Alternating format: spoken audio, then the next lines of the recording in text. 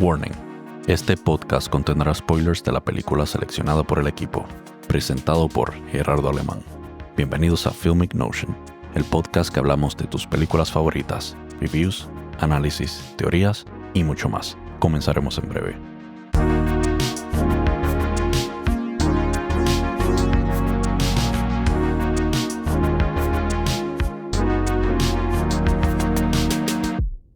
Hola, hoy vamos a estar analizando la película Mirrors con la actuación de Margarita Terekova, Ignat Danielsev, Larisa Tarkovskaya, Aya Demidova, Anatoly Solonitsyn.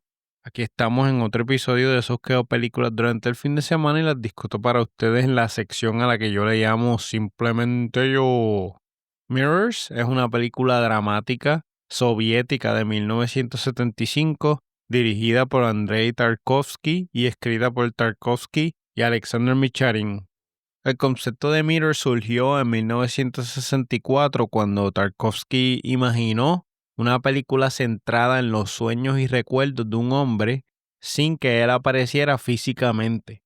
Los primeros episodios fueron escritos durante su trabajo en Andrei Rublev y posteriormente publicados como un cuento que se llamaba Un día blanco, cuyo título se inspiró en un poema de su padre, Arseny Tarkovsky.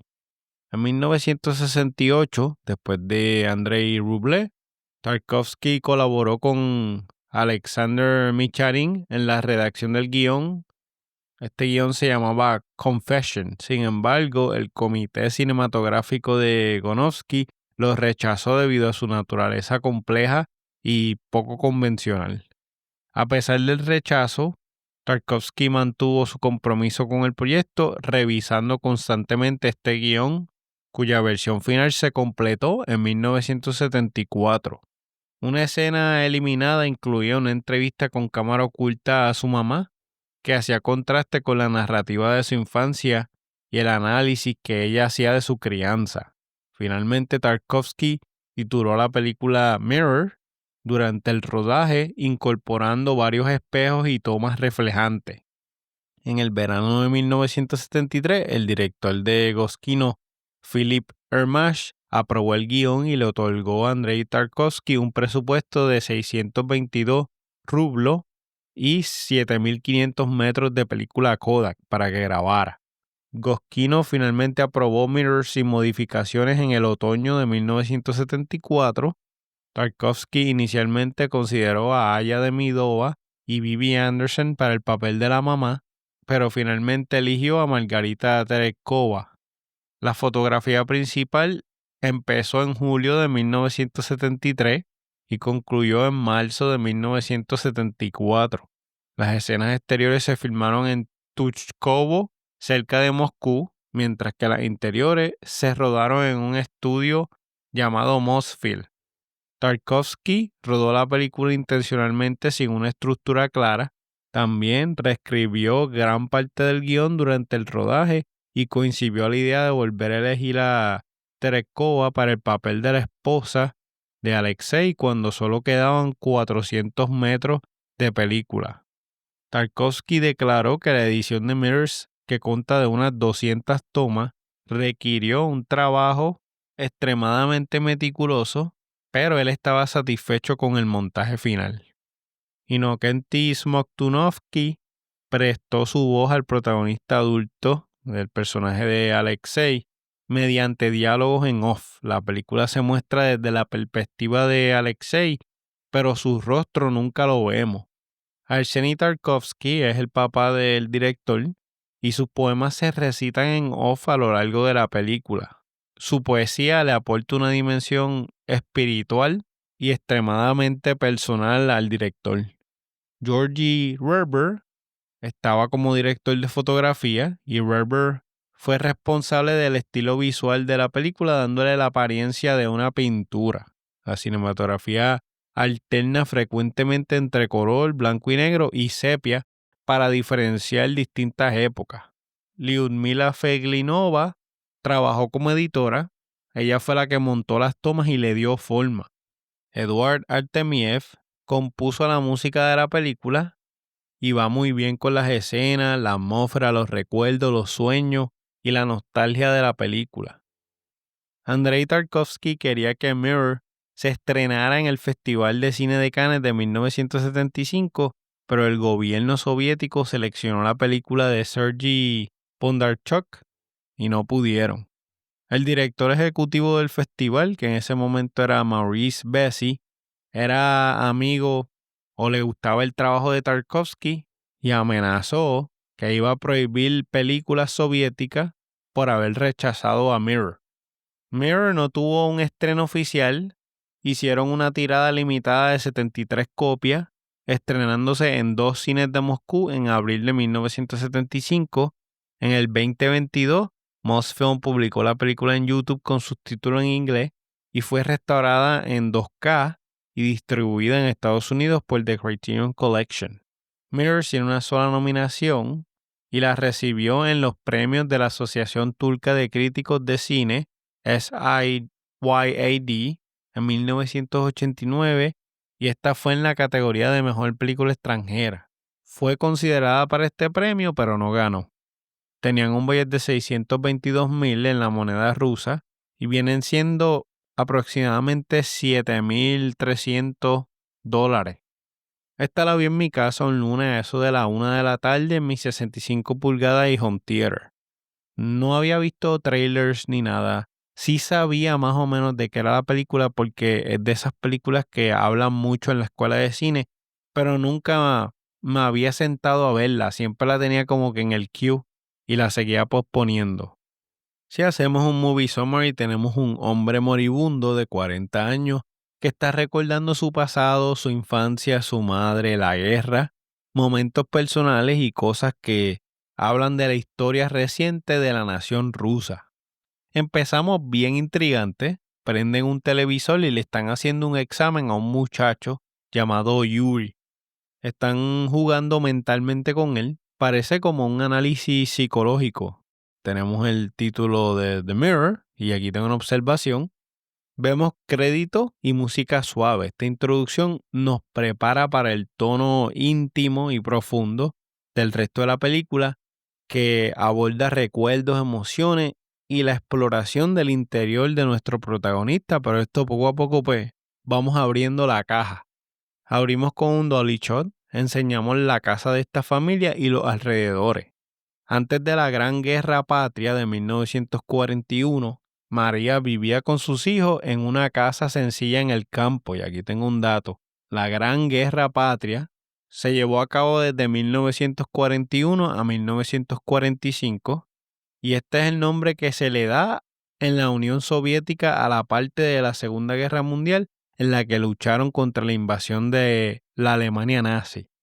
Esta guerra comenzó el 22 de junio de 1941, cuando los nazis atacaron la Unión Soviética, y terminó en 1945 con la victoria soviética sobre Alemania.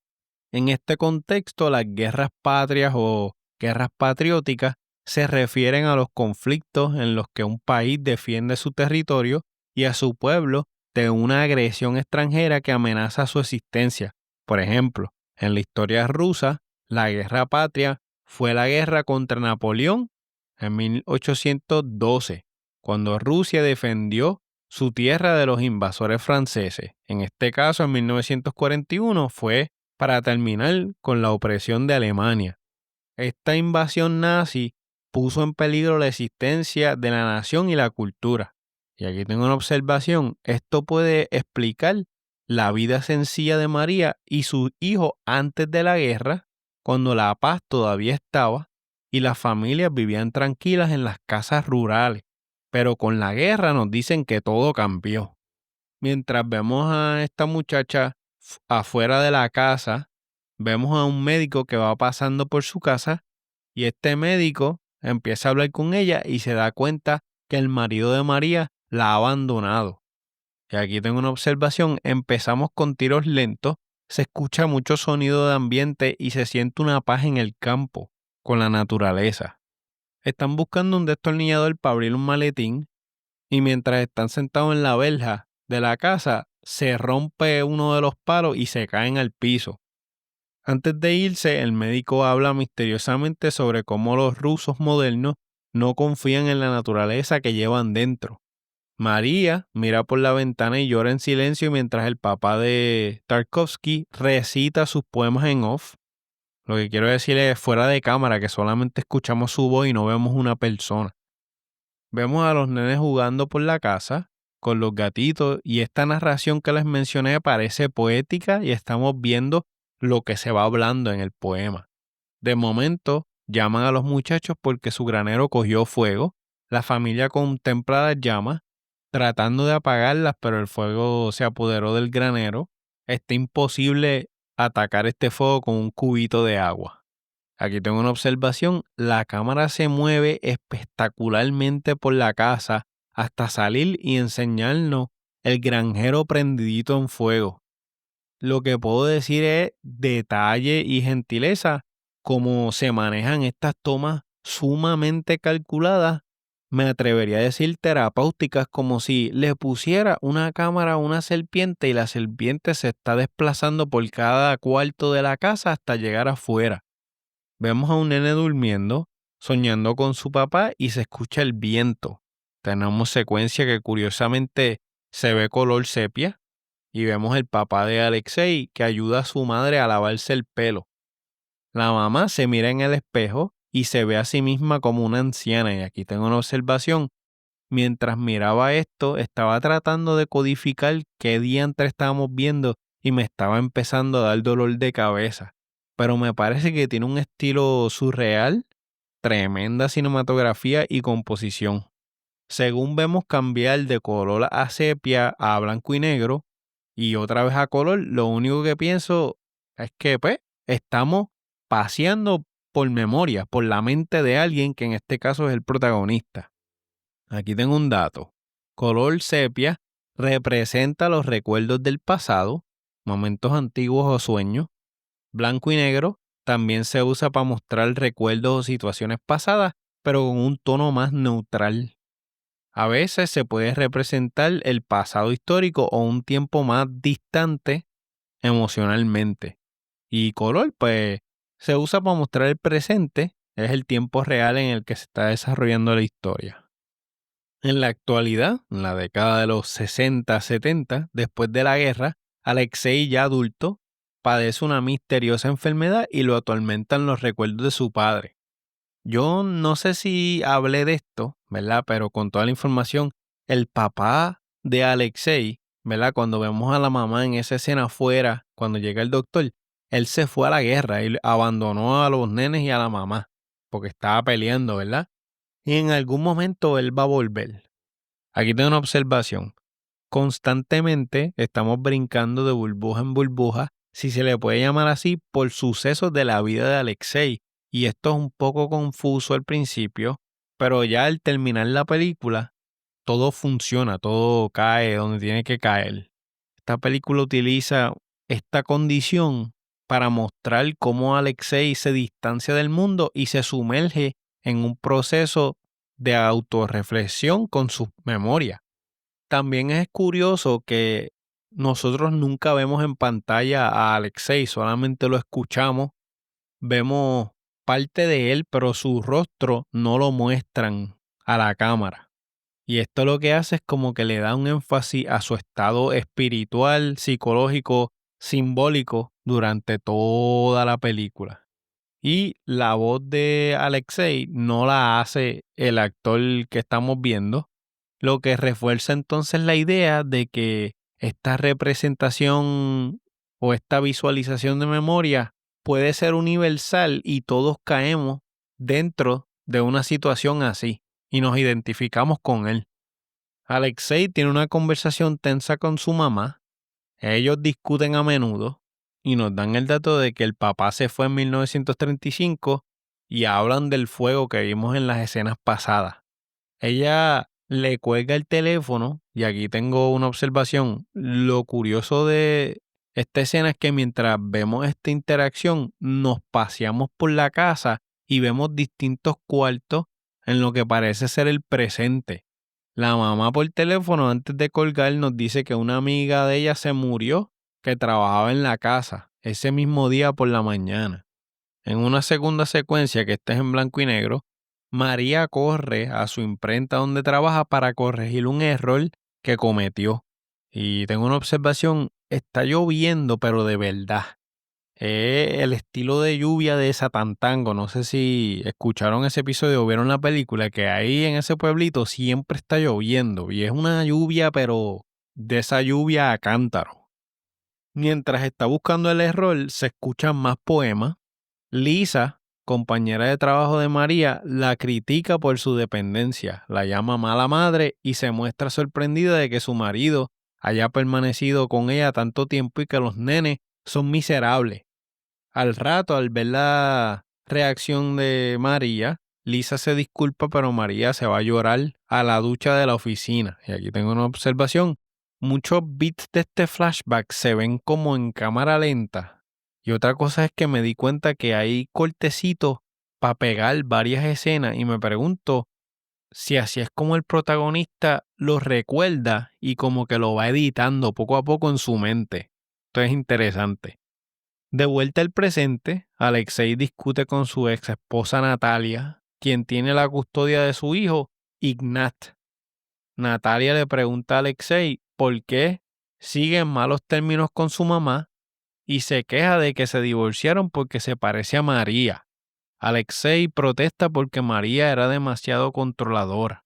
Por ende, lo que quiso decir es que Natalia también es igual.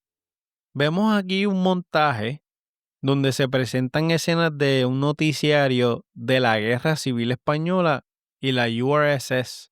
Y esto todo junto con una escena de exiliados que intentan equilibrar su nostalgia por España con una nueva vida en Rusia.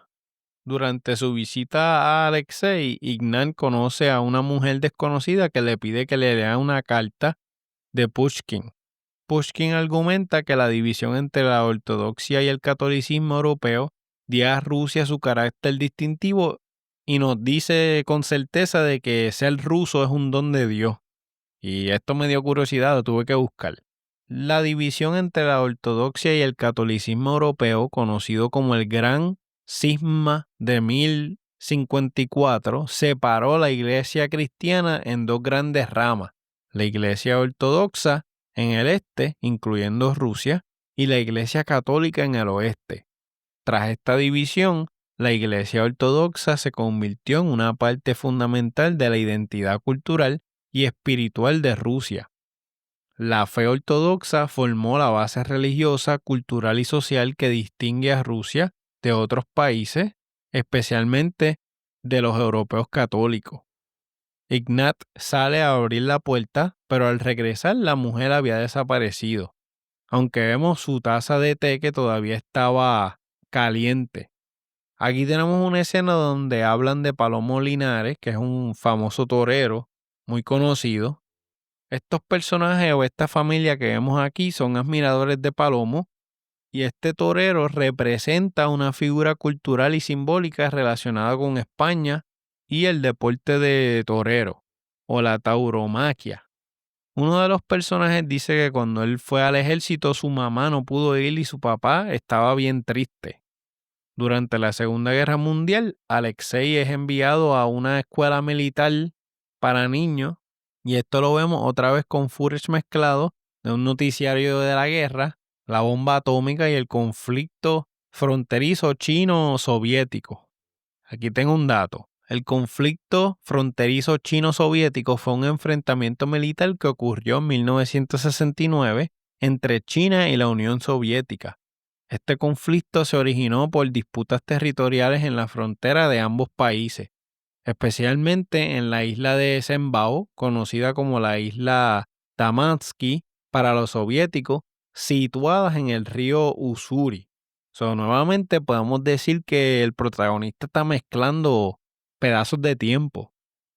En esta secuencia en la casa hay tremendo tiro con las marcas de la mesa. El papá le dice a Ignat que invite o se enamore de alguien.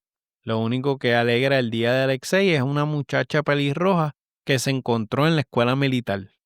En el presente, Alexei le recuerda a Ignat su pasado.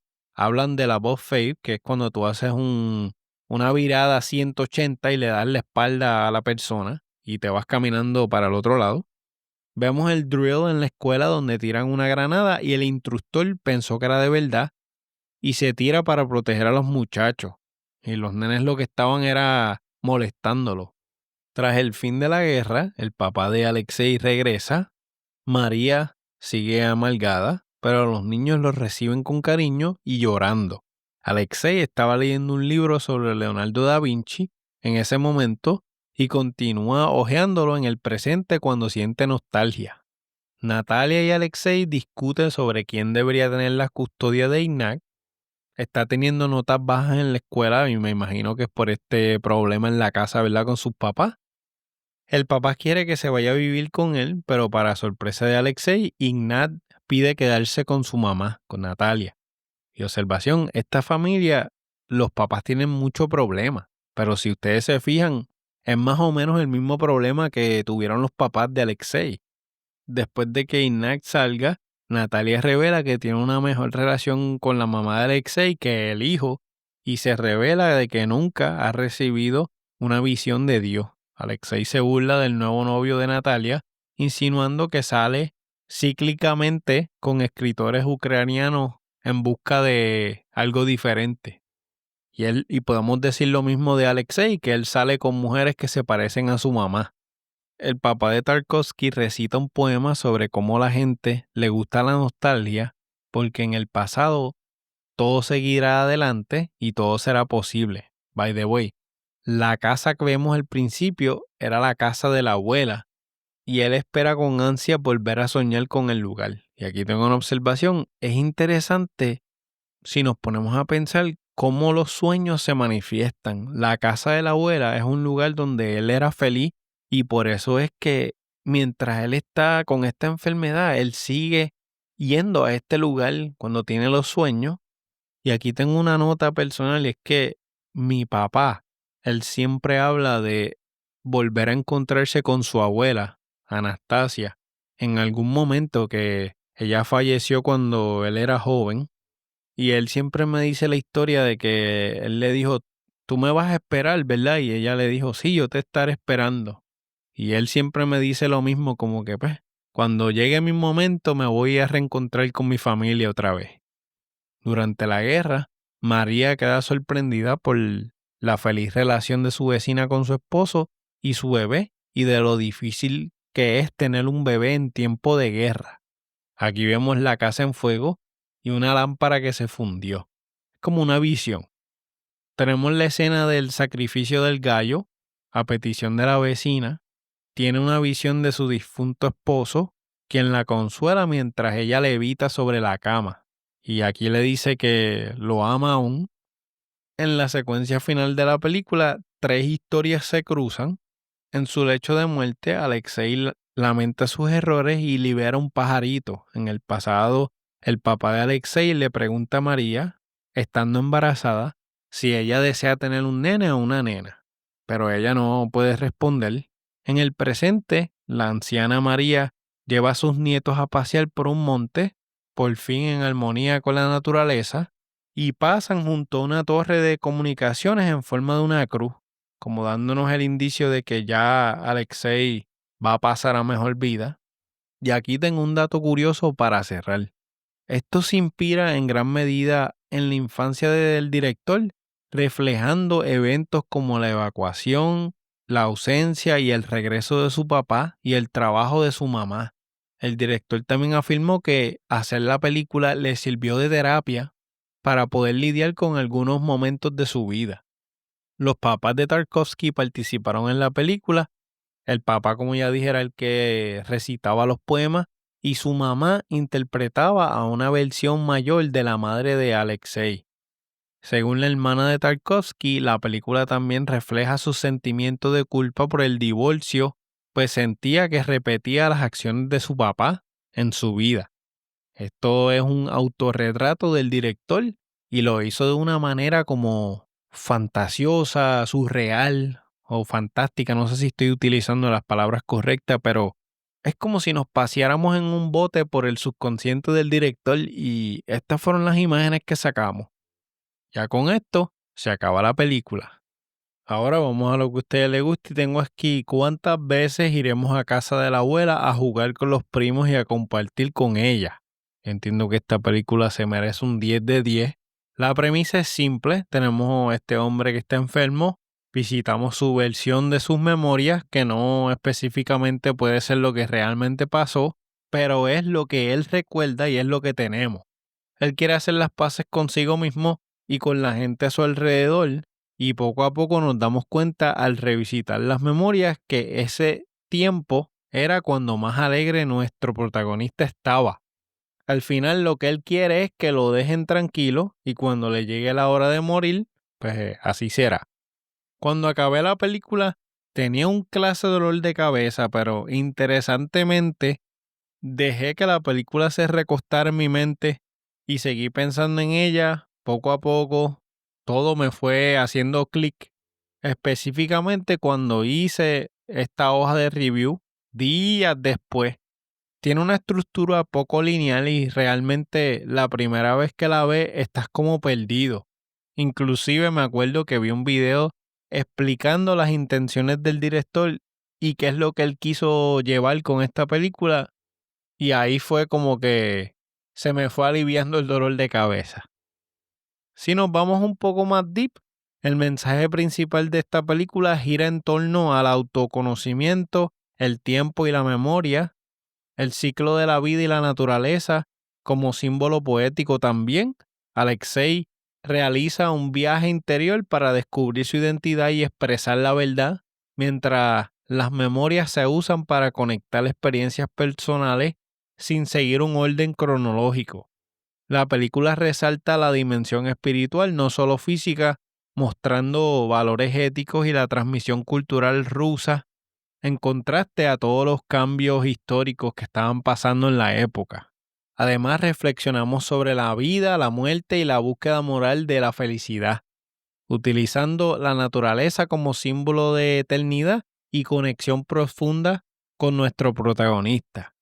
Entre mis highlights está la cinematografía, los encuadres, movimientos de cámara y sonido de ambiente y edición. Tremendos tiros de naturaleza y lo que se logra con la música y el sonido nos tiran un rayo directo del desfibrilador al corazón y nos conectan con esa paz que el protagonista tanto extraña. Tremendo trabajo actoral y química en pantalla donde personajes se transforman o se convierten en otros y con todo y eso recibimos el mensaje como debe ser. Mi escena favorita viene siendo la que nos enseña en la casa de la abuela cuando se quema el granero. En general, todas las escenas de la casa fueron buenísimas. Mi personaje favorito es Ignor y la mamá de Alexei, María. Tremenda actuación de parte de ella. Con las técnicas de cámara nos vamos paseando con el dolly y con otros tiros por los distintos espacios y tiempos y esto es logrado de manera hermosa, pacífica, poética, artística, reflexiva y natural. Hay muchas escenas donde la narración en off de poesía o la conversación que está pasando domina la paz por el sitio que estemos. Todo está bien calculado, preciso y pienso que mientras más veces la veas, más sacas de ella. Es un suero de creatividad pura y te impulsa a pensar en tus propias memorias. No hubo efectos especiales en esa y si lo hubo ni me di cuenta. Lo que vi fue efectos prácticos y mucha ayuda de movimiento de cámara. Vestimenta, maquillaje y las locations te sitúan en la época donde todo está pasando, en un tiempo de guerra y en el futuro, que viene siendo el presente, se puede notar la diferencia, ya sea por la colorización sepia, blanco y negro, color, o por vestimenta, o por lo que estamos viendo. La música va acorde con lo que logramos cinematográficamente y va de la mano con la edición. Creamos esta carta familiar del director contándonos fragmentos de su vida. Y ya hablé de esto cuando estábamos hablando de la película, pero tengo que decirlo otra vez. La adición del viento, del sonido del viento en algunas escenas con la música es bellísimo. El diálogo y el delivery de líneas con montajes en off es oro y elevan el producto final. No encontré nada negativo con que azotar la película y bajarle. Inicialmente le había dado un 9.5, pero al hacer el review me di cuenta que no encontré nada por qué molestarme y ese 9.5 fue más el coraje de tratar de entender lo que vi en el momento que la acabé. Y el mensaje estaba crudo todavía en mi cerebro y yo tenía dolor de cabeza. Le di un par de días y a las 3 de la mañana, una madrugada, como que clic, lo entendí. Antes de cerrar, tengo una nota final. Yo estaba tan emocionado mientras escribía sobre esta película que empecé a hablar con una de mis compañeras de trabajo, un saludito a Holly. Le estaba diciendo que por fin vi esta película de los años 70 de la Unión Soviética, de la que se habla mucho en la escuela de cine, sobre este hombre que está enfermo y él está visitando sus recuerdos más felices y nosotros lo acompañamos en ese recorrido. Gracias a esto tuvimos una conversación de 15, 20 minutos hablando sobre cuando éramos más jóvenes y compartimos memorias felices. No les voy a contar exactamente de qué hablamos, pero de esto se trata el mundo del cine. Las historias nos conectan y gracias a esta película tuvimos un momento en el que hablamos y compartimos cosas importantes para ambos y fue bien agradable, así que se lo agradezco a Holly. Si alguna vez ella lo escucha, thank you, Holly, for, those 20 minutes that we talk about movies. Yo le dije que iba a hablar de esto en el podcast. Ahora, mi pregunta para ustedes es, ¿ustedes tienen memorias felices o sueños donde viajamos a momentos que recordamos con mucho aprecio? Póngase a pensar y dígame cuál memoria considera que es uno de esos momentos felices que tú estás mirando a la pared de tu casa y de momento te acuerdas de algo que pasó hace 5 años y te sonríes solo. O estás durmiendo y son las 2 de la mañana y te acordaste o tuviste un sueño con esta persona que hace años que no la ves. Tarkovsky, qué genio eres. Tremenda experiencia que me diste. La recomiendo para el aficionado de películas de drama, películas extranjeras. Mirror no es una película para todo el mundo, aunque no dura mucho, tiene un pacing bien lento, es densa, es artística, mucha gente le puede llamar artsy-fartsy. Tienes que estar en el mood para verla y sin distracciones, no hay nada fuera de lugar o morboso. Mirror cae como anillo al dedo para cinéfilos o cineastas y definitivamente la recomiendo. Si la ves en una tienda, cómprela. No es una película que repetiría constantemente, pero si alguien me dice que no la ha visto, me atrevería a verla otra vez. Y te apuesto que encontraría mucho más información. Te hace reflexionar e irte como en un viaje de autodescubrimiento contigo mismo. Ya con esto acabamos, es un 10 de 10, excelente. Gracias por escuchar este episodio del podcast, espero que les haya gustado. Nos pueden escribir un email a filmingnotionpodcast@gmail.com o seguirnos en las redes sociales como Filming Notion Podcast en Facebook e Instagram. Suscríbanse y déjenos un review en la plataforma favorita. Nos pueden escuchar en Podbean, Spotify, Apple Podcasts, Podchaser, Listen Notes y la página oficial. También tenemos el perfil de Letterboxd, el canal de YouTube y el servidor de Discord. Si quieres recibir correos semanales, tengo un tab que se llama ¿Quiere emails semanales en Filming Notion Pod? Llenan la forma y cada jueves, cada vez que publico, te envío un email. Tengo butaca de propuestas. Si quieres que discuta una película en el podcast, me la escribe ahí. Yo le añado el cue, la vemos y la discutimos en el podcast. Tengo físico en el mundo digital el blog, que tengo una colección de 1300 películas y voy a ir poco a poco haciendo videos sobre ellas y enseñándole mi colección. Está en formato escrito y en formato videos en el canal de YouTube de Filming Notion. Tengo también el botón de donaciones. Todo el dinero que recibo lo utilizo para el podcast y las redes sociales. Gracias por el apoyo. Los quiero mucho y como siempre les digo, hasta la próxima. ¡Chequeamos! Gracias por escuchar este episodio de Filming Notion. Esperemos que les haya gustado el podcast. Las películas revisadas aquí son propiedad de los titulares de los derechos de autor y no se pretende ninguna infracción al mismo. Este podcast es editado por Gerardo Alemán. La narración oficial de Filming Notion es traída a ustedes por Gustavo Alfonso. Nos pueden seguir en las redes sociales, en Facebook e Instagram como Filming Notion Podcast. También nos puede visitar en nuestro website www.filmicnotionpod.com para más información de nuestros invitados, episodios ya publicados y proyectos futuros. Y no se olviden de dejar un review de 5 estrellas en Podbean, Apple Podcasts, Spotify, entre otros. Y volver la próxima semana para otra interesante selección. Hasta la próxima.